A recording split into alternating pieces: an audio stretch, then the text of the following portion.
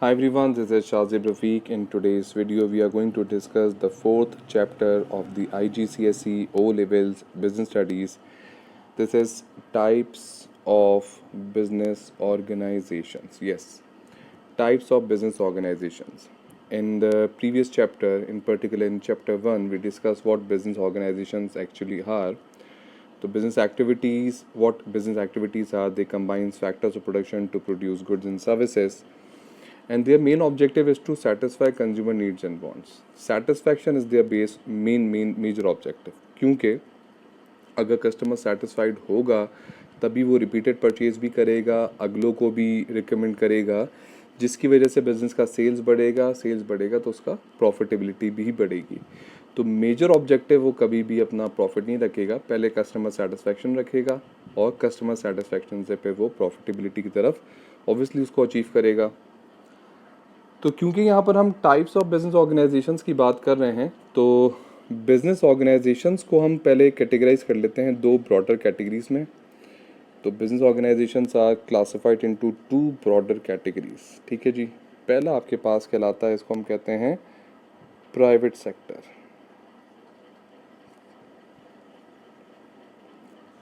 और दूसरा आपके पास कहलाता है पब्लिक सेक्टर. अच्छा जी, प्राइवेट सेक्टर क्या होता है? Private sector organisations are the organisations which are own, manage and control by the private individuals. तीन वर्ड हमें याद करने की ज़रूरत है यहाँ पर कि ये ओन भी करेगा, दूसरा कंट्रोल भी करेगा, और तीसरा मैनेज भी करेगा. तो ओन करेगा, कंट्रोल करेगा, manage by the private individuals. अब वो एक इंडिविजुअल भी हो सकता है, वो ग्रुप ऑफ इंडिविजुअल्स भी हो सकते हैं. इसमें गवर्नमेंट का सच कोई रोल हमारे पास नहीं होता है. ठीक है जी, इसमें गवर्नमेंट का सच कोई रोल हमारे पास नहीं होता. Own, control and manage by the private individuals. अब ये जो पब्लिक सेक्टर है, इसको हम फर्दर क्लासिफाई कर देते हैं टू ब्रॉडर कैटेगरीज में. एक हमारे पास कहलाता है जिसको हम कहते हैं अनइनकॉर्पोरेटेड बिजनेस, अनइनकॉर्पोरेटेड कहलाता है, और दूसरा हमारे पास कहलाता है इनकॉर्पोरेटेड.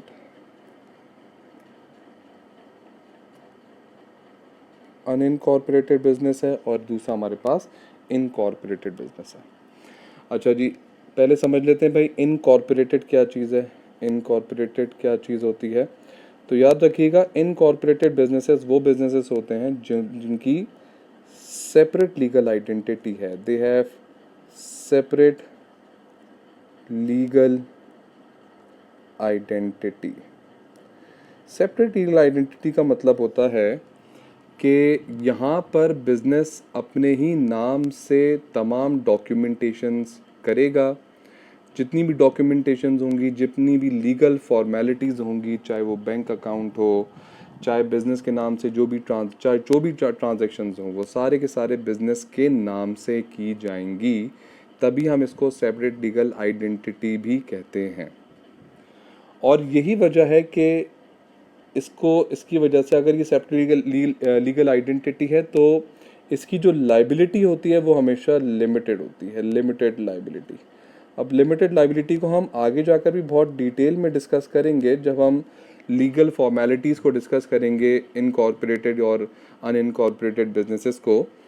लेकिन अभी फ़िलहाल इतना समझ लें कि लिमिटेड लाइबिलिटी का मतलब होता है कि the owners do not have to pay from their personal position if company goes bankrupt.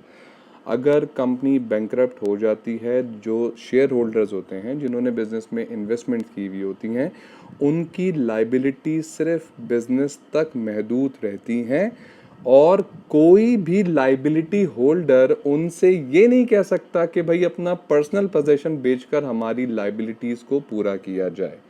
तो उनकी लाइबिलिटी लिमिटेड है कहाँ तक? सिर्फ बिजनेस तक. तो बिजनेस के एसेट्स को बेचा जाएगा अगर बिजनेस बैंकरप्ट होता है, और फिर लाइबिलिटी होल्डर्स को पे ऑफ किया जाएगा. अगर उसके बाद भी लाइबिलिटी होल्डर्स का कुछ पैसा रह जाता है तो liability holders are not liable to challenge the shareholders to pay off their liabilities.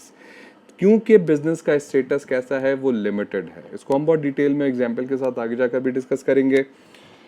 इसी को बिल्कुल ऑपोजिट अगर आप कर दें तो ये कहलाता है आपके पास अनइनकॉर्पोरेटेड बिजनेस। अनइनकॉर्पोरेटेड बिजनेस में देखें, इसमें इसमें जो ओनर होगा, तमाम ट्रांजैक्शंस उसके नाम पर होंगी, ओनर का नाम हर चीज़ में इस्तेमाल किया जाएगा। इसकी वजह यह है कि business have no separate legal identity. Business की कोई अपनी आइडेंटिटी नहीं है, बिजनेस ओनर की आइडेंटिटी पर जो है वो काम करेगा। तमाम जगह ओनर के साइन चलेंगे, तमाम जगह ओनर का नाम चलेगा। बिजनेस का नाम एज अ फॉर्मेलिटी बिजनेस होगा, लेकिन तमाम की तमाम जो अथॉरिटी होगी वो ओनर की ही ली होगी। और यही वजह है कि जब उसकी कोई सेपरेट लीगल आइडेंटिटी नहीं है, ओनर उसकी आइडेंटिटी है, तो अब उसकी लाइबिलिटी कैसी हो गई मेरा बेटा, उसकी आइडेंटिटी हो गई अनलिमिटेड लाइबिलिटी।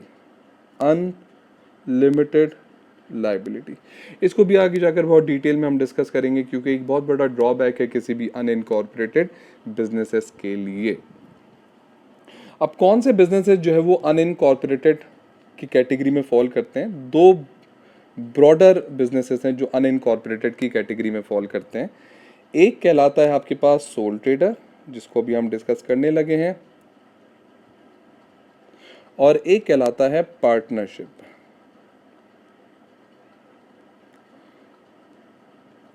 एक कहलाता है सोल ट्रेडर और एक कहलाता है पार्टनरशिप बिजनेसेस। इसके एडवांटेज डिसएडवांटेजेस, कौन से लोगों के लिए सूटेबल है, किन लोगों के लिए नहीं है, वो हम आगे जाकर डिस्कस करेंगे डिटेल में। तो अभी फ़िलहाल हम इतना समझ लेते हैं कि भाई हमारे पास सोल ट्रेडर बिजनेसेस क्या होते हैं। तो sole trader are the businesses which are owned and controlled by the single person. एक बंदा, सोल का मतलब होता है वन, ट्रेडर मीन्स बिजनेस, तो single owner of the business sole trader. अगर हम पार्टनरशिप की बात करते हैं यहाँ पर, तो partnership are the businesses which are own control by more than 2 people. 2 से लेकर 20 लोग तक इस कैटेगरी में फॉल कर सकते हैं।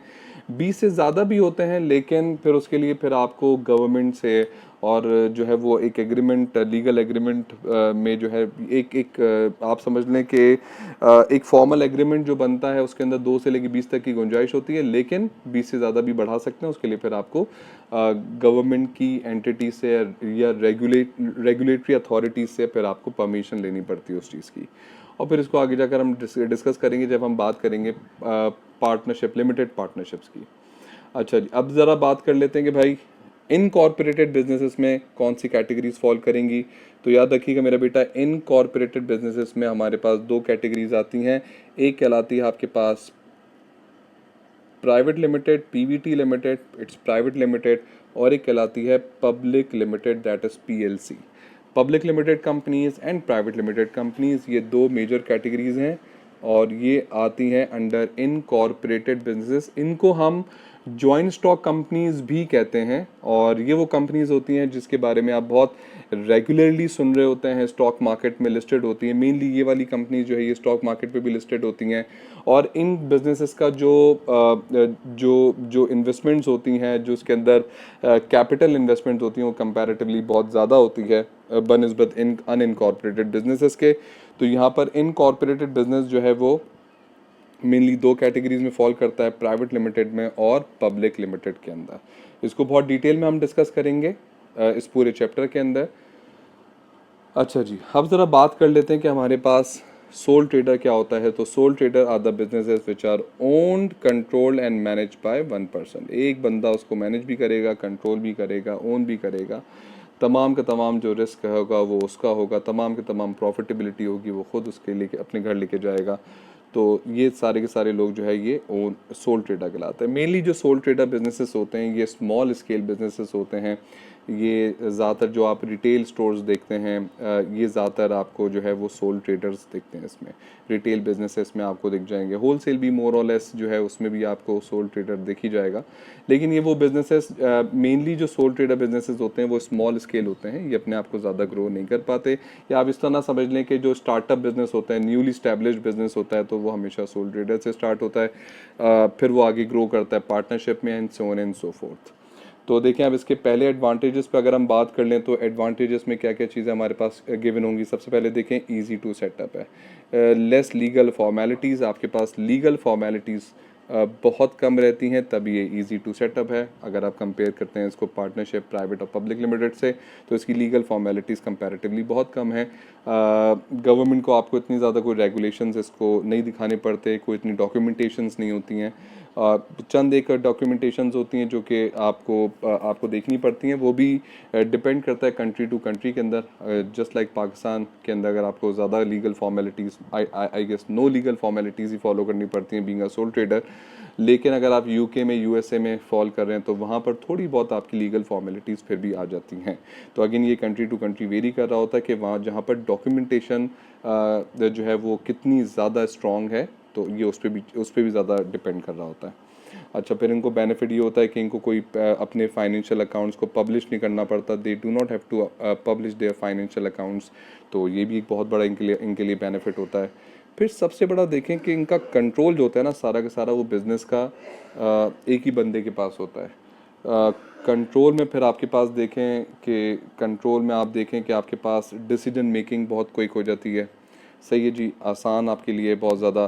फिर आप देखें कि there are no other owners to discuss matters with, आपको दूसरों से परमिशन लेने की ज़रूरत नहीं है। You have to take all the decisions at your own, you are your own boss. तो ये भी एक बहुत बड़ी ब्लेसिंग है कि अगर आप इसको रन कर रहे हैं, आपको किसी से पूछने की, आप मशवरा तो ले सकते हैं। देखें you can take opinions and suggestions from anyone, but you are free to take decisions. आपको इस चीज़ का नहीं सोचना पड़ेगा कि यार मेरे डिसीजन मेकिंग की वजह से किसी और पे ना फ़र्क पड़े, या फिर मुझे अभी वेट करना पड़ेगा कि अगला बंदा मुझे बताएगा तो मैं फिर कोई डिसीजन लूँगा। ये प्रॉब्लम्स आपके पास पार्टनरशिप में या फिर अगली जो लीगल हमारे पास कंपनीज होती हैं उन पे ये प्रॉब्लम्स हमें देखने को मिलते हैं।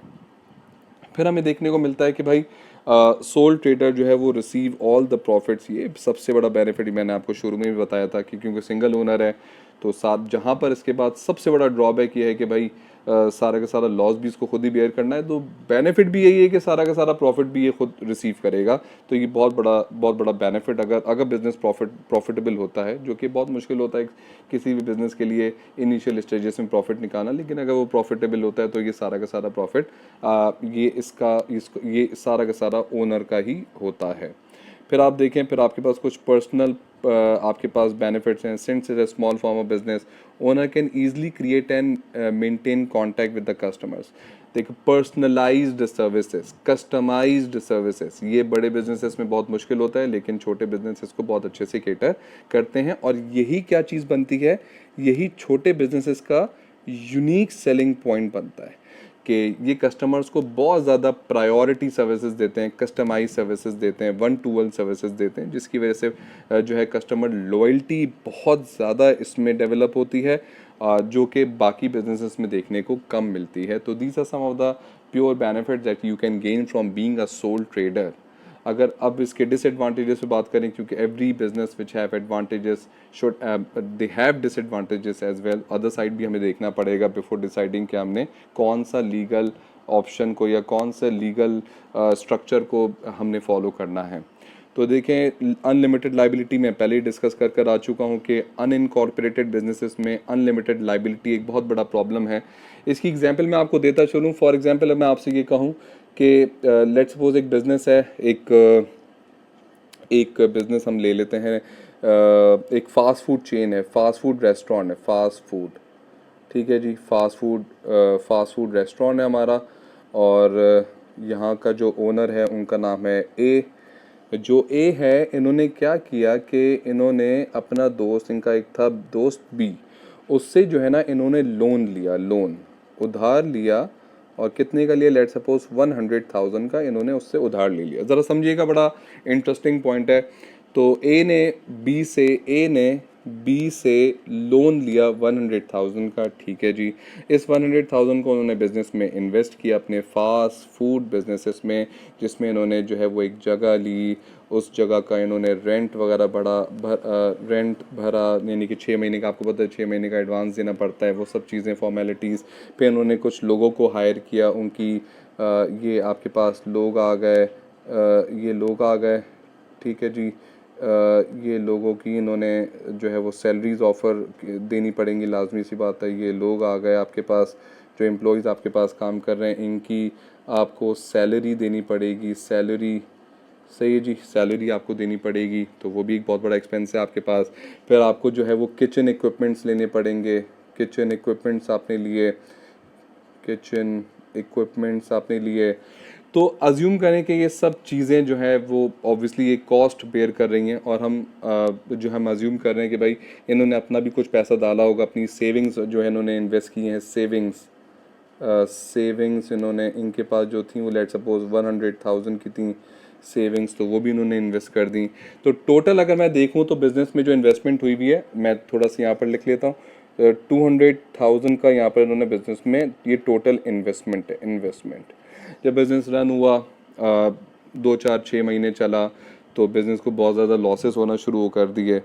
तो बिज़नेस को लॉसेस होना जब शुरू हुए तो ऑब्वियसली मैं इसके अंदर कॉस्ट भी ऐड करता जाता हूँ कि सैलरी क्योंकि मैं दे रहा हूँ, तो सैलरी को भी मैंने माइनस कर दिया। मैंने इसमें से सैलरी को माइनस किया, लेट सपोज 50,000 रुपीज़ की मैंने सैलरीज दे दी। फिर मैंने जो है रेंटल में तकरीबन जो है मैंने तकरीबन 50,000 रुपये तक का मैंने इसमें रेंट दे दिया। और जो लेट सपोज मुझे जो मैंने कोई इंग्रेडिएंट्स वगैरह ख़रीदे थे, तो मुझे जो टोटल लॉस हुआ लेट सपोज वो हो गया कोई 150,000 का मुझे लॉस हो गया। तो मेरी इन्वेस्टमेंट थी 2 लाख रुपए की, ठीक है। उसमें से मुझे ये चीज़ें अगर मैं ऐड करूँ तो ये बनता है तकरीबन 2.5 लाख रुपए, ये मुझे लॉस हो गया तकरीबन। ये सारा का सारा पैसा मेरा डूब गया। मैंने लोन लिया हुआ था 100,000 का। तो अब मसला ये हुआ कि इतने का तो मैंने लॉस कर दिया, बिज़नेस में कुछ बचा ही नहीं। तो अब हुआ ये कि मेरे पास जो किचन इक्विपमेंट्स वगैरह थे, ये किचन इक्विपमेंट्स, जब किचन इक्विपमेंट्स को मैंने मार्केट में सेल किया ना, तो ये तकरीबन मेरे कोई 60,000 रुपीज़ का ये बिक गया। तो थोड़ा सा पैसा मुझे यहाँ पे रिकवर हो गया, 60,000 रुपये का। मैंने क्या किया, मैंने अपने दोस्त के पास गया, मैंने उससे कहा कि भैया मैं तुमसे लाख रुपए लिए थे ना, उसमें से ये 60,000 तुम अभी मुझसे ले लो, ये 60,000 रुपये मुझे बचें तो तुम ले लो। यानी कि दोस्त ने कितनी दिए थे, लाख रुपए दिए थे। अभी मुझे अभी जो है मैं उसको कितने वापस कर रहा हूँ, 60,000 रुपये वापस कर रहा हूँ। कितने कम वापस कर रहा हूँ, 40,000 रुपये मैं कम वापस कर रहा हूँ। 40,000 रुपीज़ मैंने उसको कम वापस किए हैं। तो यहाँ पर मेरा दोस्त कहेगा कि यार मैंने तुम्हें उधार दिया था, तो भाई मुझे आप पूरा 1 लाख वापस करो। तो जो 40,000 है, you have to pay from your personal possession. आप मुझे अपने पर्सनल पोजेशन से, यानी कि अपना सेल फोन बेचो, अपने घर में कोई ज्वेलरी पड़ी है वो बेचो, अपना घर बेचो, अपनी गाड़ी बेचो, अपनी बाइक बेचो, जो बेचना है बेचो भाई। मुझे जो है ना ये 40,000 रुपीज़ पूरे के पूरे पे कर दो। आपने मुझसे 1 लाख रुपए लिया था, आप मुझे 1 लाख ही वापस करोगे। तो ऐसा आपका दोस्त करने के लिए लायबल है, क्योंकि बिजनेस कैसा था, सोल ट्रेडर, उसकी लाइबिलिटी कैसी थी, अनलिमिटेड, जो कि लिमिटेड नहीं थी, सिर्फ बिजनेस की हद तक, जो कि लिमिटेड नहीं थी, बिजनेस की हद तक।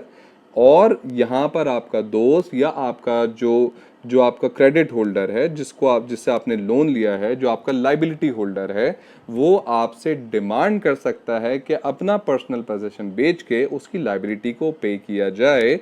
इस बात की गारंटी और श्योरिटी आपको गवर्नमेंट देती है, और ये बात सोल ट्रेडर बिजनेस के साथ एसोसिएटेड होती है। तब ये इसका सबसे बड़ा ड्रॉबैक है कि इसकी लाइबिलिटी सिर्फ बिजनेस की हद तक मौजूद नहीं है।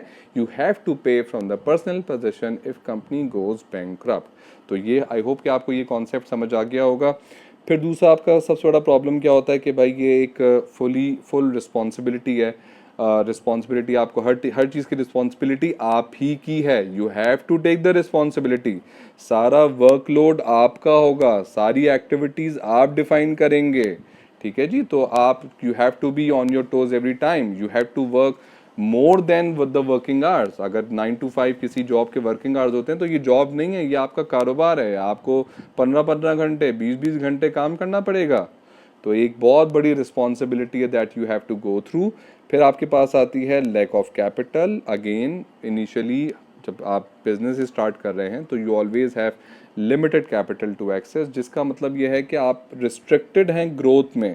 अब आप बहुत बढ़िया जो अपनी अपनी कैपिटल का एक बहुत बड़ा शेयर जो होता है वो इनिशियली आप इन्वेस्टमेंट कर चुके होते हैं। अब तो आप ये एक्सपेक्ट कर रहे होते हैं कि यार बिजनेस चलेगा, प्रॉफिट आएगा, जमा करूंगा तो बिजनेस में री इन्वेस्ट करके उसको ग्रोथ पे लेके जाऊंगा। लेकिन ये तो बहुत लॉन्ग टर्म आपके पास ख्याल आते हैं, अभी तो ये इस बात की श्योरिटी नहीं है कि बिजनेस चलेगा भी कि नहीं चलेगा। अच्छा, दूसरा एक और मसला, क्योंकि आप अपनी पर्सनल सेविंग्स ऑलरेडी इन्वेस्ट कर चुके हैं तो बैंक भी थोड़ा सा रिलक्टेंट होता है ऐसे बिजनेसेस को लोन देने के लिए, क्योंकि उनको पता है कि ये sole trader businesses are more risky, जितना हमें रिस्क दिख रहा होता है उससे ज़्यादा रिस्क इनका होता है। तो इस वजह से जितने भी क्रेडिट होल्डर्स होते हैं या फिर आपके पास जो वो बिजनेसेस इंक्लूडिंग बैंक्स जो कि आपको लोन ऑफर कर सकते हैं, जो कि आपको क्रेडिट फैसिलिटी दे सकते हैं, तो they are quite reluctant to offer loans या to lend loan to the sole traders because they know that the business is quite risky. तो ये भी एक बहुत बड़ा प्रॉब्लम इनके साथ रहता है। अगेन लैक ऑफ कंटिन्यूटी, अगर ओनर डाई कर जाता है, मर जाता है या छोड़ देता है किसी भी रीज़न की वजह से, तो कोई इसको आगे कंटिन्यू नहीं कर सकता, क्योंकि इसकी लीगल फॉर्मेलिटी बात मेंशन होती है कि ये ट्रांसफरेबल नहीं होता। अक्सर हमें देखने को मिलता है कि उसका बेटा या उसके अपने घर वालों में से अगर कोई स्टार्ट कर ले तो कंटिन्यू कर ले, लेकिन ऐसा बहुत कम देखने को मिलता है कि बिज़नेस आगे कंटिन्यू किया जाए। तो ज़्यादातर जो है वो जैसे ही ओनर इस बिज़नेस को छोड़ देता है तो बिज़नेस आगे कंटिन्यू होता है, और ये बिज़नेस के लॉ में भी है, मतलब इट्स अ लीगल फॉर्मेलिटी कि बिज़नेस आगे कंटिन्यू नहीं होगा, just like limited companies. Limited company में एक बहुत बड़ा बेनिफिट ये होता है क्योंकि वो कोई सेपरेट लीगल आइडेंटिटी नहीं, क्योंकि उनकी सेपरेट लीगल आइडेंटिटी है और इसकी नहीं है। ये तो ओनर के साथ एसोसिएटेड था ना, ओनर ने छोड़ दिया तो बिजनेस खत्म।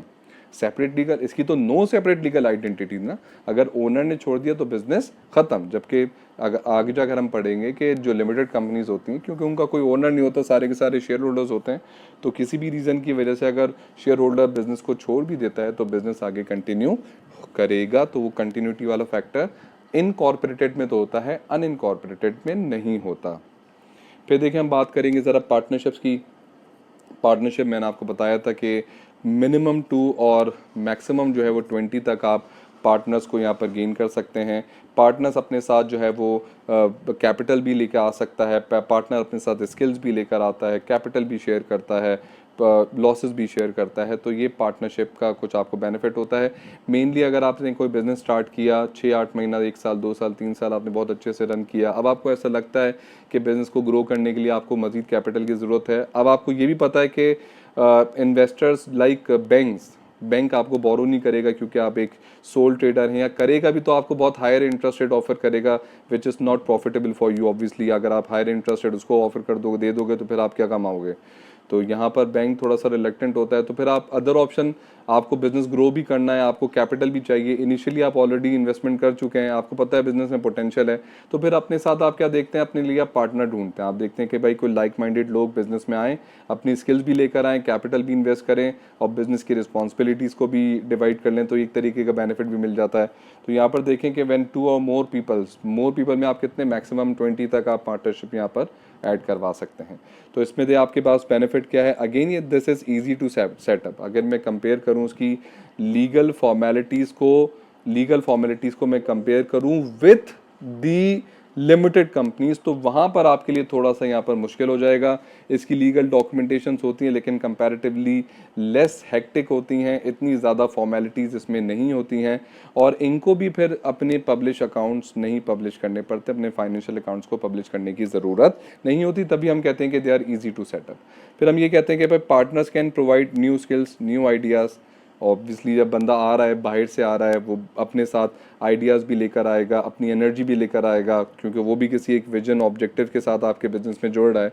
तो ना सिर्फ वो अपनी सेल्स लेकर आता है बल्कि आइडियाज़ भी शेयर करता है, अपने साथ पैसा भी लेकर आता है। तो ये भी एक बहुत बड़ा आपको बेनिफिट मिलता है कि आप अपने बिजनेस को ग्रो करते हैं, एक्सपेंड करते हैं और आउटपुट को बढ़ाते हैं, तो इससे आपकी प्रॉफिटेबिलिटी भी बढ़ती है और बिजनेस की ओवरऑल प्रॉफिटेबिलिटी भी बढ़ती है। तो ये एक बहुत बड़ा बेनिफिट बिजनेस को मिलता है। तीसरा देखें more capital investments. More capital investments मैंने पहले ही से कहा, ना वो अपने साथ स्किल लेकर आता है बल्कि अपने साथ इन्वेस्टमेंट भी लाता है, जिसकी वजह से उसका बिजनेस कैपिटल बढ़ जाता है। जहाँ पर इसके बेनिफिट्स हैं वहाँ पर ड्रॉबैक्स भी हैं। कॉन्फ्लिक्ट ऑफ इंटरेस्ट सबसे बड़ा ड्रॉबैक है। मैंने आपको याद होगा सोल ट्रेडर में जब हम बात करें तो उस वक्त मैंने आपको बताई थी ये बात कि ये ब्लेसिंग है बहुत बड़ी कि you do not have to ask anyone for anything for everything. यहाँ पर आपको हर चीज़ में अपने पार्टनर से पूछ कर और दोनों को म्यूचुअल अंडरस्टैंडिंग पे कोई एक डिसीजन लेना पड़ेगा, which is again a very very big problem. एक बहुत बड़ा प्रॉब्लम आपके लिए हो सकता है क्योंकि ये टाइम कंज्यूमिंग होगा, ये आपके आपके डिसीजन मेकिंग में डिले लेकर आएगा। दूसरा आपके पास ड्रॉबैक है अनलिमिटेड लाइबिलिटी। मैं बहुत डिटेल में पहले डिस्कस कर आ चुका हूँ। क्योंकि पार्टनरशिप भी एक अनइनकॉर्पोरेटेड बिजनेस है, इसका भी कोई लीगल स्ट्रक्चर नहीं है, इस पर भी कोई सेपरेट लीगल आइडेंटिटी इसकी नहीं है ना। ये इसमें जो है ओनर ही कंसिडर किया जाएगा कि भाई ये तमाम की तमाम डिसीजन मेकिंग जो है वो ओनर के पास है, तो इसकी अनलिमिटेड लाइबिलिटी है। और मैं आपको पहले ही बता चुका हूँ कि अनलिमिटेड लाइबिलिटी क्या करता है, आपकी लाइबिलिटी को सिर्फ बिजनेस की हद तक नहीं रखता बल्कि आपकी लाइबिलिटी को आगे भी कंटिन्यू करवाता है। आगे कंटिन्यू का मतलब यह है कि you have to pay from your personal possession in case of business bankruptcy. Lack of capital, अगर मैं कंपेयर करता हूँ सोल ट्रेडर से तो कैपिटल ज़्यादा ही है, लेकिन अगर मैं कंपेयर करता हूँ लार्ज स्केल बिजनेसेस में, लार्ज स्केल को अभी आगे जाकर हम डिस्कस करेंगे, joint holder companies, limited companies, companies with limited liability, उनके साथ में अगर मैं कंपेयर करूँ तो कैपिटल इन्वेस्टमेंट कंपैरेटिवली कम होती हैं। और इसके साथ भी कंटिन्यूटी वाला फैक्टर ख़त्म हो जाता है। अगर कोई एक ओनर या शेयर होल्डर जो है वो विड्रॉ कर लेता है या किसी भी रीज़न की वजह से वो कोई बीमारी की वजह से अगर मर जाता है तो बिज़नेस आगे कंटिन्यू नहीं हो सकता। आपका एग्रीमेंट ख़त्म हो जाता है और अगर आपको बिज़नेस को आगे कंटिन्यू करना है तो फिर आपको नया एग्रीमेंट बनाना पड़ता है और फिर नया एग्रीमेंट बनाने के बाद आप बिज़नेस को आगे कंटिन्यू कर सकते हैं। लेकिन एग्रीमेंट, पार्टनरशिप एग्रीमेंट ख़त्म हो जाता है अगर कोई एक ओनर भी विड्रॉ कर ले तो किसी भी रीज़न की वजह से। अब ज़रा बात कर लेते हैं जॉइंट स्टॉक कंपनीज़ की। जॉइंट स्टॉक कंपनीज़ में ऑलरेडी डिस्कस कर आ चुका हूँ, वो कंपनीज़ के जिनके पार्टनर्स नहीं होते, जिनके अंदर सोल ट्रेडरशिप नहीं होती, बल्कि इसके अंदर जो है वो शेयर होल्डर्स होते हैं। Shareholders are the people who basically buys the shares of the company और holds the share of the companies and they are also considered as owner of the business as well. तो इसमें फिर आपको कुछ और भी बड़ी terminologies हैं। इसमें डिविडेंड भी मिलता है। डिविडेंड क्या होता है? Dividend is payment to shareholders after taxes, payment to shareholders. तो अपने प्रॉफिट्स में से, अगर आप प्रॉफिट में से, नेट प्रॉफिट में से दो ऑप्शन होते हैं बिजनेस के पास के, एक तो वो रिटेन करे और एक अपने शेयर होल्डर्स को रिटर्न दे। तो जो रिटर्न टू शेयर होल्डर्स होता है उसको हम डिविडेंड भी कहते हैं। और डिविडेंड आपका, जैसे कि सोल ट्रेड और पार्टनरशिप में प्रॉफिट शेयरिंग होती है तो यहाँ पर उसको हम डिविडेंड कहते हैं। तो जितने नंबर ऑफ शेयर्स आपके पास होंगे पर शेयर एक अमाउंट एलोकेट कर दिया जाएगा और उसको multiply by number of shares कर दिया जाएगा, तो इतना आपको रिटर्न टू शेयर होल्डर्स मिल जाएगा। लिमिटेड लाइबिलिटी क्या होती है ये ऑलरेडी मैं आपके साथ डिस्कस कर आ चुका हूँ। लिमिटेड टू बिजनेस है क्योंकि सेपरेट लीगल आइडेंटिटी है। देखें यहाँ पर लिखा हुआ भी है सेपरेट लीगल आइडेंटिटी है। और इन बिजनेसेस को हम क्या कहते हैं? इनकॉर्पोरेटेड कहते हैं। बहुत डिटेल में हमने इसको स्टार्टिंग में डिस्कस कर लिया था। अब देखें companies also enjoys continuity. Continuity enjoy करता है क्योंकि सेपरेट लीगल आइडेंटिटी है, कोई डायरेक्ट ओनर नहीं है इसका। तो अगर कोई शेयर होल्डर शेयर्स बेच के जाना चाहे या किसी को ट्रांसफ़र भी करना चाहे तो बिज़नेस की एक्टिविटी पे कोई फ़र्क नहीं पड़ता, बिज़नेस आगे कंटिन्यू हो जाता है। इसकी बड़ी एग्जांपल आप दे सकते हैं कि बिल गेट्स जिसने माइक्रोसॉफ्ट को फाउंड किया, he is a founding member of Microsoft at the moment. He is no more at the position of taking decisions. वो उसके डिसीजंस नहीं लेता, वो उसकी मैनेजमेंट पोजीशन पर नहीं है। इसी तरीके से गूगल जो है वो दो दोस्तों ने बनाई थी, लैरी पेज और एक और उनका फ्रेंड था। तो आज वो उनकी फाउंडिंग मेंबर्स तो हैं लेकिन उसकी डिसीजन मेकिंग अथॉरिटी पे नहीं है। तो फाउंडिंग मेंबर होना यानी कि उन्होंने फाउंड किया उसको, लेकिन क्योंकि कंपनी के अंदर कोई डायरेक्ट ओनर नहीं है, उस कंपनी एक सेपरेट लीगल आइडेंटिटी है, तो इसकी मैनेजमेंट जो है वो कंटिन्यू रहती है। और आज अगर आप बात करें तो उसका जो सीईओ है, he have the authority and power to take decisions, और वो कौन है? वो सुंदर पिचाई है। ठीक है जी। इसी तरीके से आप दुनिया की बड़ी जितनी लिमिटेड कंपनीज ले लें तो उसका कोई ओनर नहीं होता, उसका शेयर होल्डर्स होते हैं, और तभी बिजनेस क्या होता है, वो कंटिन्यूड फॉर्म में रहता है। अच्छा, उसके बाद देखें शेयर होल्डर्स जो है वो कैसे इलेक्ट होकर आते हैं। वो बोर्ड ऑफ डायरेक्टर्स, जो मेजॉरिटी शेयर होल्डर्स होते हैं, उनके दरमियान में इलेक्शन होता है, और जो टॉप 10, जो टॉप 20 होते हैं, जिनको मेजरली शेयर्स मिल जाते हैं, हाईएस्ट परसेंटेज ऑफ शेयर्स मिलते हैं, हाईएस्ट परसेंटेज ऑफ शेयर्स या उनको वोट मिल जाते हैं, तो उनको अलग करके हम बोर्ड ऑफ डायरेक्टर्स बना देते हैं। फिर ये बोर्ड ऑफ डायरेक्टर्स जो है ना, ये मैनेजमेंट बनाते हैं, कंपनी की मैनेजमेंट पूरी बनाते हैं। जैसे कि कंपनी का सीईओ भी इनमें से ही आएगा, फिर कंपनी के different directors already board of directors से होते हैं, फिर मैनेजमेंट पोजीशंस पे डिफाइन करते हैं, या तो ये अपने ही बोर्ड ऑफ डायरेक्टर्स में से जो है वो कंट्रोलिंग अथॉरिटी लेकर आते हैं, या फिर इसको ट्रांसफ़र करते हैं और हायर करते हैं बेस्ट मैनेजर्स को, जो कि कंपनी को के डिसीजंस को ले और फिर कंपनी को प्रॉफिटेबल बनाए। अच्छा जी, उसके बाद देखें फिर आपके पास मेजरली दो types of joint holding companies हैं। एक आपके पास है प्राइवेट लिमिटेड और एक आपके पास है पब्लिक लिमिटेड। तो जब हम बात करते हैं प्राइवेट लिमिटेड की, तो प्राइवेट लिमिटेड में जो सबसे बेनिफिट ये है कि प्राइवेट लिमिटेड के अंदर के दो एग्जिस्टिंग शेयर होल्डर्स होंगे, यानी कि mainly family and friends and family, यही इस कंपनी को ओन करते हैं, शेयर्स भी इनके पास होते हैं, and they are restricted to sell their shares to the third party. ये तमाम शेयर होल्डर्स की इजाज़त के बगैर अपने शेयर्स को मार्केट में सेल नहीं कर सकते। इनकी buying and selling within the family and friends ही रहेगी। One of the biggest example is Saikia itself. अच्छा, पब्लिक लिमिटेड कंपनीज में again you can sell your shares publicly. आप, ये वो कंपनीज होती हैं जो कि स्टॉक मार्केट में लिस्टेड होती हैं, listed listed on stock markets. जैसे कि पाकिस्तान में अगर मैं बात करूं तो स्टॉक मार्केट पे बहुत सारी कंपनी लिस्टेड हैं, जैसे कि OGDC है, one of the biggest volume trader in the stock market Pakistan में। फिर आप बात करते हैं, फिर हमारे पास लक है, lucky cement. It's a conglomerate, you know that they have multiple businesses running under their flagship. आपको पता है कि उनके पास तब्बा हार्ट हो गया, सैमसंग की मैन्युफैक्चरिंग पाकिस्तान में ये लोग कर रहे हैं, cement, lucky cement, one of the biggest cement manufacturing plant in Pakistan. फिर आपको पता है कि यूनिस टेक्सटाइल्स, यूनिस ब्रदर्स, ये सारा का सारा यूनिस, आपके पास जो किया की लॉन्चिंग है ऑटोमोबाइल सेक्टर के अंदर, किया की लॉन्चिंग पाकिस्तान में इन्होंने की हुई है। तो it's a big conglomerate. Chapter 3 में हमने पढ़ा था कॉन्ग्लोमेरेट, तो Lucky Cement is basically, Lucky Group is a conglomerate, a biggest conglomerate. तो ये these are public limited companies in Pakistan, one of the biggest. तो ये कंपनीज स्टॉक मार्केट पे लिस्टेड होती हैं, जैसे कि वेरिजॉन जो है वो US में लिस्टेड है, UK में लिस्टेड है। तो it's a public limited company जहाँ पर इसके buying and selling of shares किए जाते हैं। क्या एडवांटेजेस होते हैं लिमिटेड लाइबिलिटी, मैं ऑलरेडी डिस्कस कर आ चुका हूँ कि लाइबिलिटी लिमिटेड है बिजनेस की हद तक। अगर मैं पुरानी वाली एग्जांपल को वापस कंटिन्यू करूँ, तो A ने B से लोन लिया था। अगर आपको याद होगा, A ने B से लोन लिया था, आपको याद होगा मैंने आपसे कहा था 100,000 का, और इसको वापस कितना किया था, जो रिटर्न किया था वो किया था 60,000, और कितना रह गया था 40,000।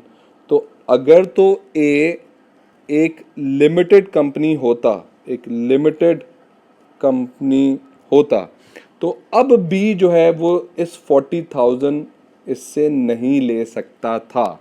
बी अब इससे 40,000 नहीं ले सकता था। द ओनली रीजन क्या है कि it's a limited liability, the liability is limited to the business, सिर्फ बिजनेस की हद तक लाइबिलिटी रहेगी, पर्सनल पोजेशन को आप इसमें चैलेंज नहीं कर सकते।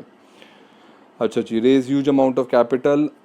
चूँकि बिज़नेस बहुत ज़्यादा बड़ा होता है और बिज़नेस के अंदर ऑलरेडी बहुत इन्वेस्टमेंट्स हुई होती हैं, तो उसके पोटेंशियल, रिस्क पोटेंशियल कंपैरेटिवली अगर आप कंपेयर करें तो बहुत कम होता है इसका risk potential comparatively to sole trader and comparison to partnership. तो इसका जो रिस्क पोटेंशियल होता है कंपैरेटिवली कम होता है। तो बैंक्स बहुत ज़्यादा विलिंग होते हैं ऐसे बिजनेसेस को लोन देने के लिए, तो बैंक्स इनको लोन देते हैं, बिल्कुल देते हैं, और ये अपने बैंक से और इन्वेस्टर से बहुत पैसा उठाते भी हैं, उसको री इन्वेस्ट करते हैं ताकि बिज़नेस को मज़ीद ग्रो किया जा सके। अगर आपको पता है कि आज की तारीख में अगर मैं एप्पल की बात करूं तो एप्पल दुनिया की पहली 3 ट्रिलियन डॉलर कंपनी बन गई है। तो अप्रॉक्सीमेटली अभी जो उसका मार्केट शेयर इस वक्त जो उसका एक शेयर ट्रेड हो रहा है, तकरीबन $190 का एक शेयर उसका मार्केट में ट्रेड हो रहा है, which is too much. Compare नहीं कर सकते आप उसको एशियन किसी कंपनीज के साथ, क्योंकि इसका मार्केट कैप बहुत ऊपर है ये, और ये इतना पैसा इसने कहाँ से जनरेट किया, ऑब्वियसली अपनी एफिशिएंसी एंड इफेक्टिवनेस की वजह से, और शेयर होल्डर्स के को रिटर्न दिया, तो ज़्यादा से ज़्यादा शेयर होल्डर्स ने इसमें इन्वेस्ट किया। तो आज अगर आप London stock exchange, New York stock exchange, इन पर्टिकुलर नेस्डैक की मैं बात करूँ, नेस्डैक, तो ये भी एक स्टॉक मार्केट है यूएस के अंदर, तो वहाँ पर ये लिस्टेड है। $190 का एक शेयर इस वक्त मार्केट में ट्रेड हो रहा है, तो बहुत कैपिटल ये जनरेट करता है अपने बिजनेस से। अच्छा जी, प्रोस्पेक्टस, फॉर्म ऑफ प्रोस्पेक्टस को लॉन्च करने पड़ते हैं, जिसमें तमाम शेयर्स की डिटेल्स होगा, शेयर प्राइस होगा, इन्वेस्टर्स को अट्रैक्ट करने के लिए तमाम की तमाम डॉक्यूमेंटेशन करनी पड़ती है। तो ये एक थोड़ा सा लीगल फॉर्मेलिटीज़ के लिए ये थोड़ा सा ड्रॉबैक भी हो सकता है। लेकिन ये बेनिफिट इस तरीके से कि इनको एडवर्टाइज करने में हेल्प हो जाती है कि भाई कितने शेयर्स मार्केट में इशू करना है, किस प्राइस पे शेयर करना है, किन को टारगेट करना है, तो मार्केट करने में कंपैरेटिवली आसान है। तो उसके लिए प्रॉस्पेक्टस डेवलप करना इनके लिए एक लीगल फॉर्मेलिटी भी है, लेकिन इनके लिए बेनिफिशियल भी है। डिसएडवांटेज क्या है भाई? अपनी फाइनेंशियल इंफॉर्मेशन को डिस्क्लोज करना पड़ता है। डिस्क्लोज करना क्यों ज़रूरी है? क्योंकि ये एक गवर्नमेंट अथॉरिटी है, गवर्नमेंट रेगुलेटरी है कि भाई आपको you need to publish your accounts, क्योंकि इसके अंदर पब्लिक का पैसा बहुत ज़्यादा इन्वॉल्व किया जाता है। तो गवर्नमेंट की तरफ से ये इनके पास एक लॉ है, और इनके पास ये एक ऑब्लिगेशन है कि भाई they need to public their financial information. तो public limited companies, it is legally compulsory to publish all the accounts reports. ये लीगली इनके ऊपर कंपल्सरी ऑब्लिगेशन है कि भाई they need to publish their accounts. और ये क्या है, ये डिटेल को पब्लिश करना बहुत ज़्यादा एक्सपेंसिव पड़ सकता है। ये एडिशनल लिंक के लिए कॉस्ट है, ऑब्वियसली प्रिंटिंग कॉस्ट है, डिलीवरी कॉस्ट है, और फिर बहुत ज़्यादा कॉस्ट डेवलप हो जाती है इसमें। अच्छा, private limited companies can not sell their shares publicly, ये ऑलरेडी मैं बात कर आ चुका हूँ, और यही मेजर डिफरेंस होता है प्राइवेट और पब्लिक के अंदर। तो इनके पास थोड़ा सा इस वजह से कैपिटल रिस्ट्रिक्शंस रहती हैं। अच्छा जी, public limited companies require a lot of legal documentation. Government इनको ऐसे ही अलाउ नहीं कर देती अपने कंपनी का आईपीओ करने के लिए स्टॉक मार्केट में। उसके लिए बहुत सारी लीगल फॉर्मेलिटीज़ होती हैं। लीगल फॉर्मेलिटीज़ को भी आगे जाकर हम डिस्कस भी करेंगे, जिसमें मेमोरेंडम ऑफ एसोसिएशन है, आर्टिकल ऑफ एसोसिएशन है, जो कि बहुत इंपॉर्टेंट मेजर डॉक्यूमेंट्स होते हैं जो इनको फुलफिल करने पड़ते हैं। दे नीड कंसल्टेंट्स, बहुत प्रोफेशनल कंसल्टेंट्स चाहिए होते हैं, जो कि बहुत एक्सपेंसिव होते हैं, और टाइम कंज्यूमिंग एक्टिविटी है, जो कि इनको फिर उसमें कॉस्ट भी बेयर करनी पड़ती है, और एक बहुत टाइम लगता है उसके बाद they start getting benefit from it, लेकिन इनिशियली बहुत ज़्यादा कॉस्ट होती है। अच्छा जी, अब public and private companies must also have annual journal meeting. इनको हर साल एनुअल जर्नल मीटिंग भी अरेंज करनी पड़ती है। एनुअल जर्नल मीटिंग एक मीटिंग होती है जिसमें कंपनी अपनी परफॉर्मेंस के बारे में आपको बताती है, परफॉर्मेंस ऑफ द कंपनी के बारे में आपको बताएगी, और वहाँ पर फिर वोटिंग होती है। सॉर्ट ऑफ है, आप एलेक्ट करते हैं कि भाई जो आपने पुराना बोर्ड ऑफ डायरेक्टर सेलेक्ट किया था, अगर आप उसकी परफॉर्मेंस से जो है वो आप सेटिस्फाइड हैं, तो फिर आप उसको री वोट करते हैं ताकि वही मैनेजमेंट आके कंटिन्यू करे। और अगर आपको लगता है कि भाई वो इतना ज़्यादा अच्छा उन्होंने काम नहीं किया है, तो अब मैनेजमेंट को चेंज करने की ज़रूरत है, तो फिर आप क्या करते हैं, इस मीटिंग के अंदर आपके पास वोटिंग राइट होता है, फिर आप री इलेक्शन की तरफ जाते हैं, और फिर आप अपनी पूरी मैनेजमेंट को चेंज करवा सकते हैं। You have the voting right. एक शेयर पे आपके पास एक वोटिंग राइट होता है, तो you can change decision accordingly. Sorry. अच्छा, इसे लेकर आपके पास पब्लिक लिमिटेड कंपनीज में है मैनेजेरियल प्रॉब्लम्स। अगेन बड़ी ऑर्गेनाइजेशंस हैं, तो डिफ़िकल्ट टू मैनेज है। डिफ़िकल्ट टू मैनेज, इतने सारे लोगों को मैनेज करना एक बहुत बड़ा प्रॉब्लम है। क्या प्रॉब्लम है? बेसिकली इनइफेक्टिव कम्युनिकेशन है। इनइफेक्टिव कम्युनिकेशन, क्योंकि जब ऑर्गेनाइजेशन में 40-50 हज़ार लोग काम कर रहे होते हैं, तो उनके साथ कम्युनिकेट करना इनइफेक्टिव हो जाता है। उनको अपना एम, अपना विजन, अपना मिशन उनको डिलीवर करना, और फिर उनसे काम निकलवाना, तो ये एक टाइम कंज्यूमिंग एक्टिविटी है। अच्छा, इसी तरीके से इन public limited companies there may be a divorce of ownership. ये बहुत बड़ा प्रॉब्लम आता है लिमिटेड कंपनीज में। जैसे अभी आपने रिसेंटली देखा ट्विटर पे, ट्विटर को टेक ओवर किया एलॉन मस्क ने। जो कि टेस्ला का फाउंडर भी है और अभी सीईओ भी है।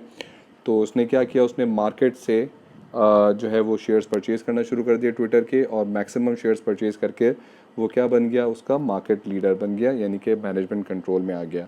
इस पूरे प्रोसेस को जब आप मैनेजमेंट किसी और के पास शिफ्ट हो जाती है जिसके पास मेजॉरिटी शेयर्स होंगे, अब इसमें देखें दो कंडीशन है। या तो पहली कंडीशन ये है, यू हैव अबव 50% शेयर्स, तो तब आप मैनेजमेंट कंट्रोल में आ जाते हैं। दूसरा, यू हैव मैक्सिमम शेयर्स।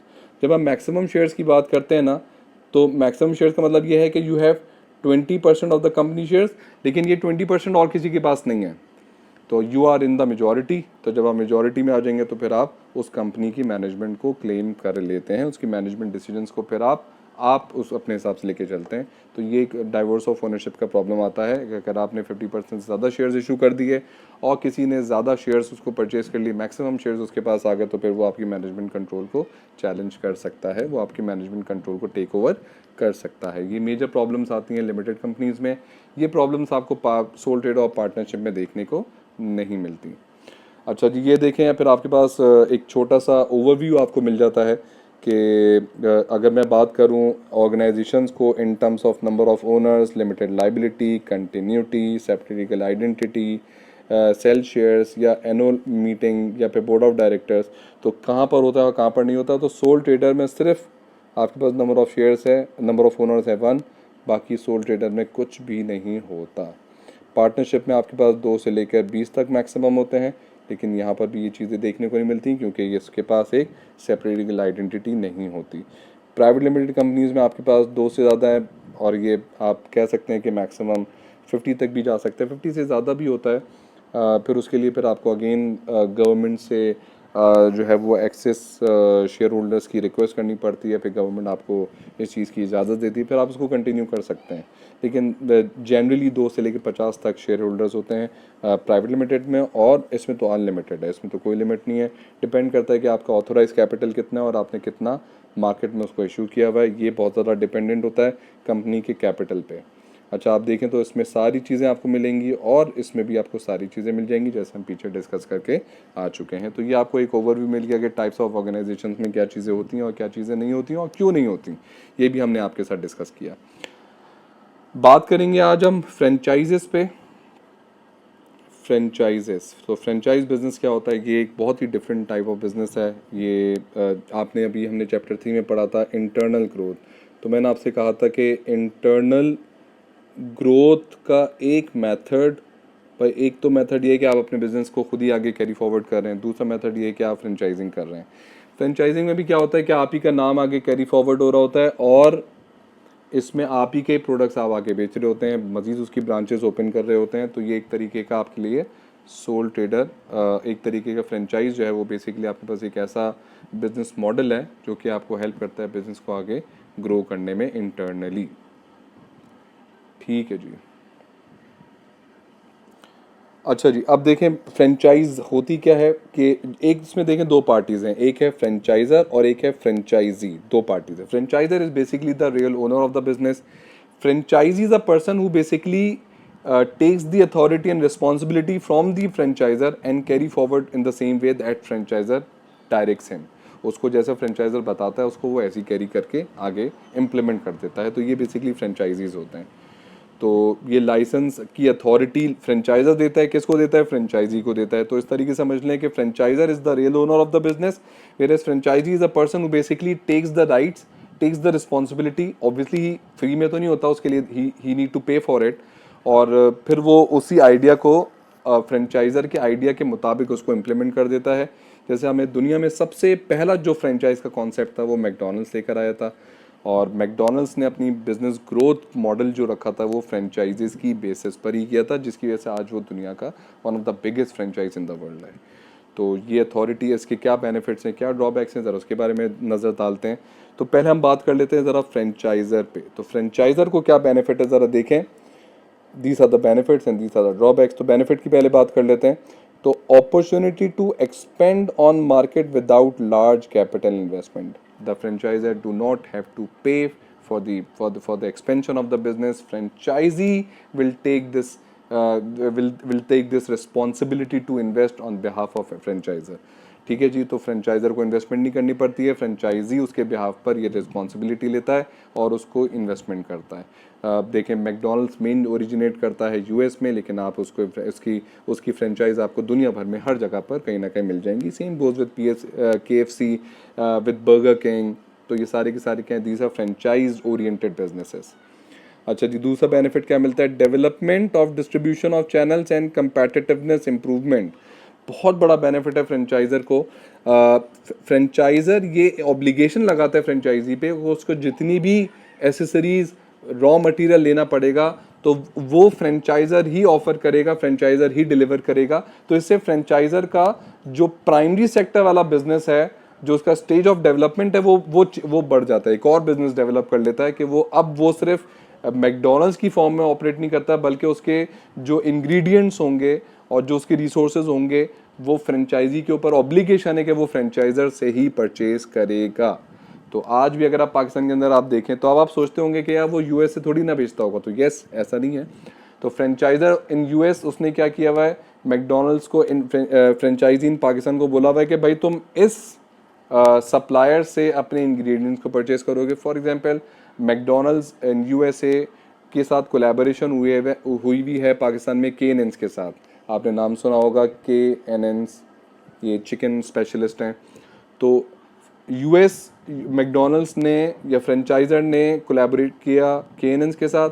अब और पाकिस्तान में फ्रेंचाइजी के ऊपर ये ऑब्लिगेशन है कि वो जितने भी अपने चिकन के प्रोडक्ट्स लेगा वो KNN से ही लेगा। तो ये क्या हो गया, ये इसके दो बेनिफिट हैं। तो सप्लायर देखें कंसिस्टेंट हो जाती है, क्वालिटी में चेंज नहीं आता, क्वालिटी कंसिस्टेंट रहती है, और बेसिकली ब्रांड बनता भी क्वालिटी से, क्वालिटी की कंसिस्टेंसी से है। तभी आज मैकडोनल्ड दुनिया का one of the biggest brand है। अच्छा, increase revenue from franchise fees. Franchise free में नहीं सेटअप की जाती, आपको रॉयल्टी पेमेंट्स देनी पड़ती हैं, जो कि आपके लिए एक बहुत बड़ा रेवेन्यू मॉडल है।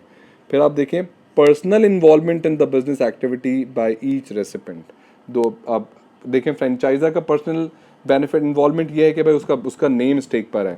फ्रेंचाइजी का पर्सनल इन्वॉल्वमेंट ये है कि भाई उसकी इन्वेस्टमेंट लगी हुई है। तो दोनों का पर्सनल इन्वॉल्वमेंट बिजनेस को ऑब्वियसली बूस्ट देता है, उनकी एक्टिविटीज़ को बूस्ट देता है। और रिडक्शन इन मार्केटिंग एक्सपेंसेस, इसमें मैं आपको थोड़ा सा बताता चलूँ कि ये जो मार्केटिंग की बात की जा रही है ना, तो मार्केटिंग को भी आप दो हिस्सों में डिवाइड कर दें। अगर तो लोकल मार्केटिंग की जाएगी और एक नेशनल लेवल पे मार्केटिंग की जाएगी। नेशनल लेवल पे अगर लोकल लेवल मार्केटिंग होगी तो ये सारा का सारा एक्सपेंस फ्रेंचाइजी बेयर करेगा, फ्रेंचाइजी बेयर करेगा। लेकिन अगर नेशनल और ग्लोबल लेवल पे मार्केटिंग होगी तो इसके अंदर जो है ना, ये सारा का सारा एक्सपेंस फ्रेंचाइजर बेयर करेगा। तो ये थोड़ा सा हमें समझने की ज़रूरत पड़ेगी कि मार्केटिंग एक्सपेंस, अगर ये रिडक्शन इन मार्केटिंग एक्सपेंस है तो लोकल मार्केटिंग आप फ्रेंचाइजर के ज़िम्मे नहीं है, उसका एक्सपेंस बच रहा है, लेकिन बिजनेस का ब्रांड नेम डेवलप होता जा रहा है। क्या ड्रॉबैक होते हैं, possibilities of non compliance of the quality. अगर फ्रेंचाइजी ने क्वालिटी में कॉम्प्रोमाइज़ किया, अल्टीमेटली ब्रांड इमेज किसका हर्ट हो रहा है, फ्रेंचाइजर का। तो ये बहुत बड़ा ड्रॉबैक है।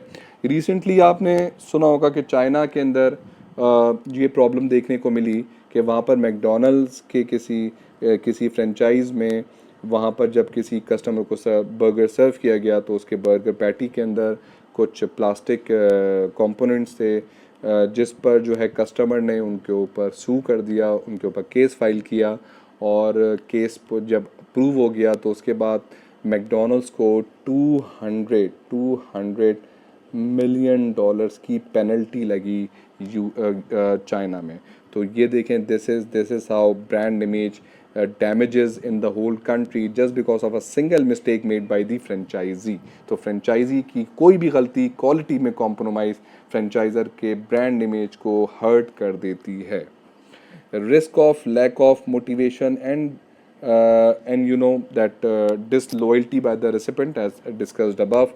danger of international underreporting profits by the recipients in order to pay lower franchise fees। तो देखें ये बहुत बड़ा प्रॉब्लम आता है कि वो अपने प्रॉफिट्स को जानबूझ के कम शो करे ताकि उसको कम प्रोपोर्शनेट में अपने फ्रेंचाइज़र को जो है वो प्रॉफिट देना पड़े। तो और अगर ये एक्टिविटी पकड़ी जाती है तो अगेन ये भी बहुत बड़ा negative impact on the society और उसके ब्रांड इमेज को हर्ट करने में प्रॉब्लम क्रिएट कर सकती है। तो ये these are the benefits and drawbacks of being a franchisor.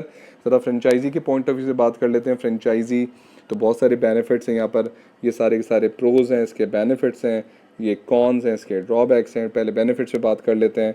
तो receiving a ready concept for the running business। देखिए आपको लगा लगाया बिजनेस मिल रहा है, you do not have to develop the business idea from the scratch, बल्कि you get the business idea which is already world known, renowned, already दुनिया उसको जानती है। तो आपको एक ऐसा आइडिया मिल रहा है, तो बिजनेस के सक्सेस होने के चांसेस कंपैरेटिवली बढ़े हुए हैं, क्योंकि बिजनेस एक ब्रांड नेम है।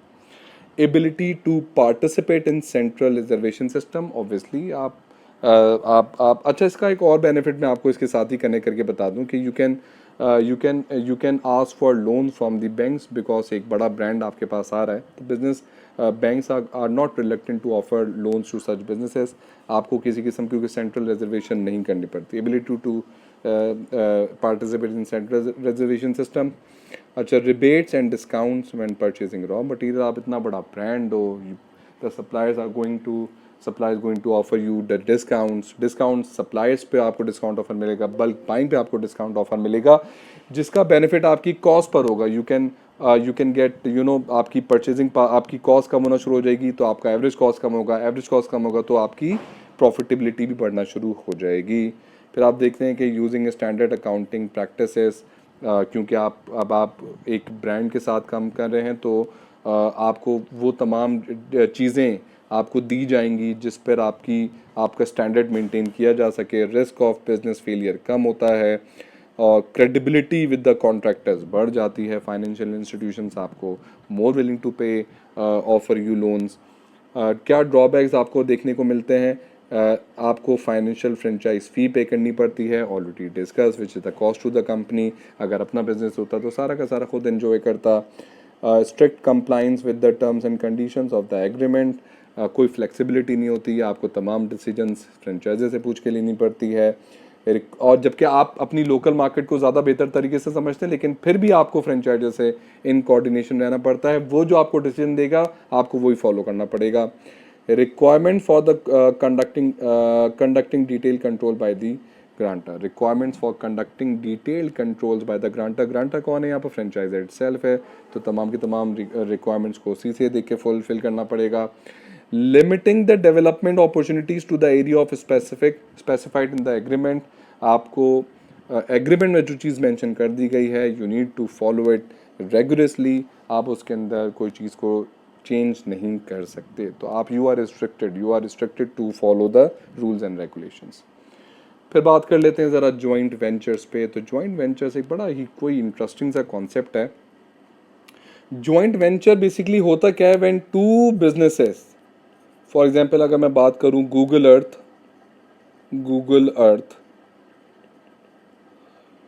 जॉइंट वेंचर उसने किया नासा के साथ गूगल ने जॉइंट वेंचर किया और गूगल अर्थ बेसिकली एक प्रोडक्ट डेवलप किया इन्होंने। तो this is a joint venture product ना, क्योंकि नासा के पास सैटेलाइट्स हैं, उसने उसको हेल्प आउट किया, उसने उसके पूरे रूट्स बना के दिए, सब चीज़ों को अपनी सैटेलाइट्स का एक्सेस दिया। गूगल ने उस सैटेलाइट को यूज़ करके अपने लिए पूरा एक प्रोडक्ट डेवलप किया जिसका नाम रखा गूगल अर्थ। इसी तरीके से ये क्या है? This is a joint venture when two businesses combine to form another business. Google का मेन काम गूगल अर्थ या फिर आपको रास्ते बताना नहीं है, उसके कई कई सारे प्रोग्राम्स हैं। गूगल का मेन प्रोडक्ट जो है उसका सर्च इंजन है। तो यहाँ पर आपको उसने नया प्रोडक्ट डेवलप किया नासा की मदद से। It's a joint venture. Pakistan में अगर आप देखें तो पाकिस्तानी गवर्नमेंट ने अबू धाबी गवर्नमेंट के साथ एक वेंचर किया जिसका नाम है पारको। इट्स अ पाक अरब रिफाइनरी, पाकिस्तान की one of the biggest refinery in Pakistan. तो ये क्या है? This are joint venture of Pakistani government and Abu Dhabi government. आपको जॉइंट वेंचर के आपको बहुत सारी एग्जांपल्स मिल जाएंगी। तो जॉइंट वेंचर का मतलब होता है व्हेन टू और more businesses work together on a project. ये टाइम पीरियड के लिए होता है, ये परमानेंट नहीं होता। जब टाइम पीरियड ख़त्म हो जाता है तो अगर आपकी अच्छी अंडरस्टैंडिंग होती है तो आगे कंटिन्यू कर लेते हो, अगर आपकी अच्छी अंडरस्टैंडिंग नहीं होती तो आप उसको ख़त्म भी कर सकते हो। तो ये डिपेंड करता है it is for a time period. तो व्हेन टू बिजनेसेस, यानी कि एक बिजनेस ए है और एक बिज़नेस बी है, तो इन्होंने मिलके जो है वो सी बना लिया। तो लेकिन ए अपना ऑपरेट करता रहेगा, बी अपना ऑपरेट करता रहेगा। ए बी और बी ए के मामलात में कोई किसी किस्म की इंटरफेरेंस नहीं होगी, बल्कि दोनों मिलके एक तीसरा बिजनेस शुरू करेंगे, that is joint venture. I hope you understand. इसमें एडवांटेजेस क्या मिलेंगे हमें, तो रिस्क रिड्यूस हो जाता है। देखिए वेंचर तब किया जाता है, फॉर एग्जांपल अगर मैं पाकिस्तान की बात करूं या पार्कों की, तो अगर पाकिस्तान खुद इसको लगाता तो पाकिस्तान के पास हो सकता है कि इतने रिसोर्सेज अवेलेबल ना हो। अबू धाबी अगर इसको अकेला खुद अपने पास इन्वेस्ट करता तो हो सकता है उसके पास भी कुछ रिसोर्सेज का मसला हो। रिसोर्सेज की बात सिर्फ पैसों की बात नहीं होती है, बल्कि कैपेबिलिटीज़ की बात भी डिपेंड करता है, आपकी आपकी आपकी एक्सपीरियंस पे भी डिपेंड करता है कि भाई आपकी एक्सपर्टीज़ है भी नहीं, तो ये तमाम के तमाम चीज़ें मिलकर रिसोर्सेज बनाते हैं। तो दोनों ने कहा कि भाई मिलके ज्वाइन कर लेते हैं, तो दोनों का रिस्क भी डिवाइड हो जाएगा, बेनिफिट दोनों को मिल जाएगा। तो इससे क्या होगा, this is what we call, इससे आपका क्या होता है, रिड्यूस आपकी कम हो जाता है, आपकी कॉस्ट डिस्ट्रीब्यूट हो जाती है। बिजनेस ब्रिंग डिफरेंट एक्सपर्टीज़, दोनों बिजनेस अपनी एक्सपर्टीज़ लेकर आते हैं, तो उसके चांसेस ऑफ सक्सेस बढ़ जाते हैं। Market potential for all businesses in the venture is increase, market potential बहुत ज़्यादा बढ़ जाता है।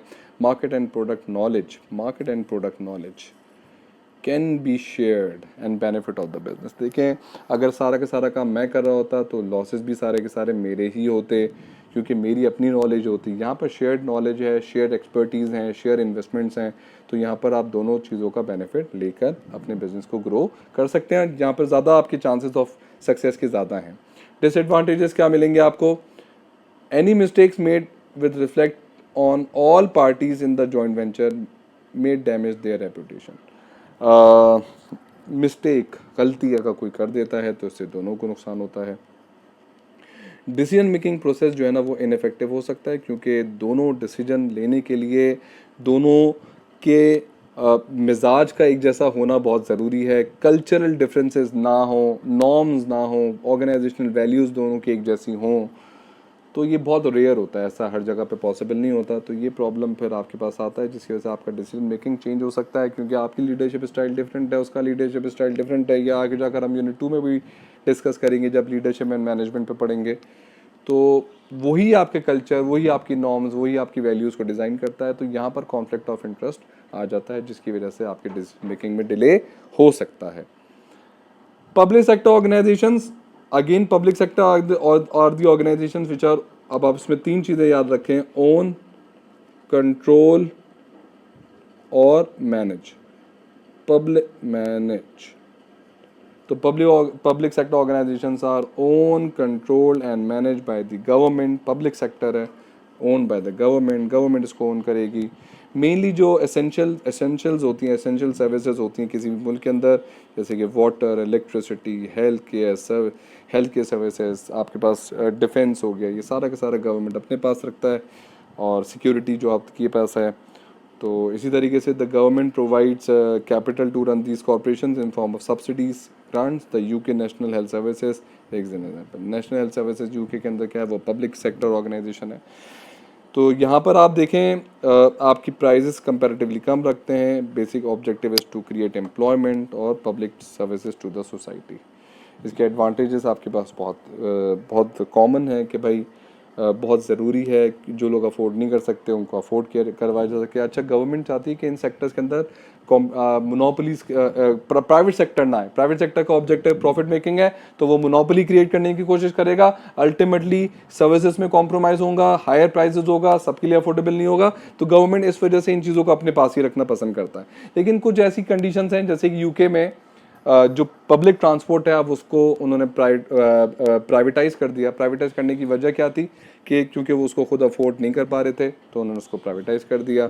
और उन रिसोर्सेज को जहाँ पर ज़रूरी उन्होंने समझा, इंफ्रास्ट्रक्चर डेवलपमेंट में, हेल्थ केयर इन्वेस्टमेंट में, एजुकेशन में, तो वहाँ पर इन्वेस्टमेंट कर दिया अपने रिसोर्सेज को। तो कभी कभी गवर्नमेंट ऐसी कोई डिसीजन ले लेती है, जैसे पाकिस्तान में इलेक्ट्रिसिटी, जैसे हमने कहा कि भाई it's a necessity and should be own and govern by the government. लेकिन कराची के अंदर के इलेक्ट्रिक एक कंपनी है जो कि कराची के अंदर इलेक्ट्रिसिटी डिस्ट्रीब्यूट करती है, तो इट्स अ प्राइवेट एंटिटी, ये प्राइवेट एंटिटी है। तो गवर्नमेंट कभी कभी डीरेगुलाइज कर देती है अपनी ऑर्गेनाइजेशन को, जब वो उसको अफोर्ड नहीं कर पाती।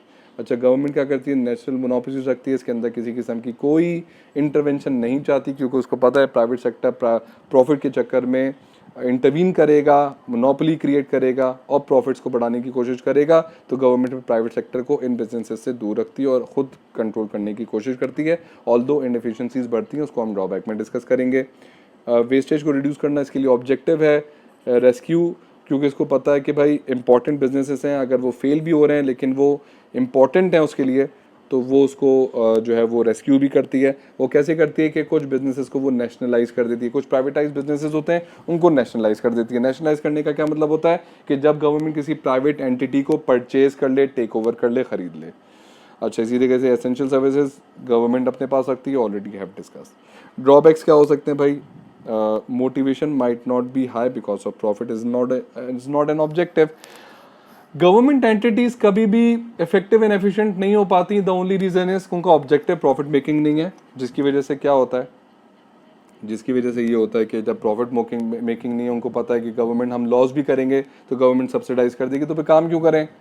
तो काम नहीं करते तो अल्टीमेटली क्या होता है कि वो इनएफिशिएंट होना शुरू हो जाती हैं। गवर्नमेंट जो सब्सिडी देती है वो टैक्स पेयर के पैसे से दे रही है। अब टैक्स पेयर के पैसे को आप इनएफिशिएंट बिजनेसेस में लगा रहे हैं, तो वो तो वेस्टेज ऑफ मनी है। वेस्टेज ऑफ मनी और अनफेयर है प्राइवेट बिजनेसेस के लिए कि यार उनको आप सब्सिडी देते तो हो सकता था कि प्रॉफिट मेकिंग के चक्कर में अपने बिजनेस की एफिशिएंसी को बढ़ाते। तो ये एक बहुत बड़ा ड्रॉबैक है। कंपटीशन ना होने की वजह से कोई इंसेंटिव ही नहीं है इम्प्रूवमेंट का। भाई जो पुराना सेटअप चला आ रहा है चलने दो, कोई कहने वाला ही नहीं होता, कोई कुछ करने वाला ही नहीं होता, तो ये बहुत बड़ा इनके लिए प्रॉब्लम है।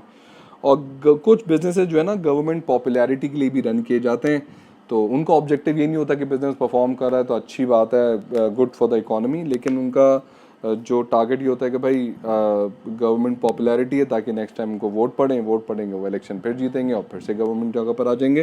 तो वो सिर्फ पॉपुलैरिटी के लिए बिजनेस को रन कर रहे होते हैं, अल्टीमेटली बिजनेस प्रॉफिटेबल नहीं होते। तो this is the end of the chapter. In the next video we are going to solve some practice questions. If you want to join my lessons you can join me, you can contact me on my contact numbers. और अगर आपको video अच्छा लगा है तो अपने दोस्तों में इसको शेयर कीजिए, और अगर आपने मेरे चैनल को सब्सक्राइब नहीं किया है तो अभी तक सब्सक्राइब कर लीजिए।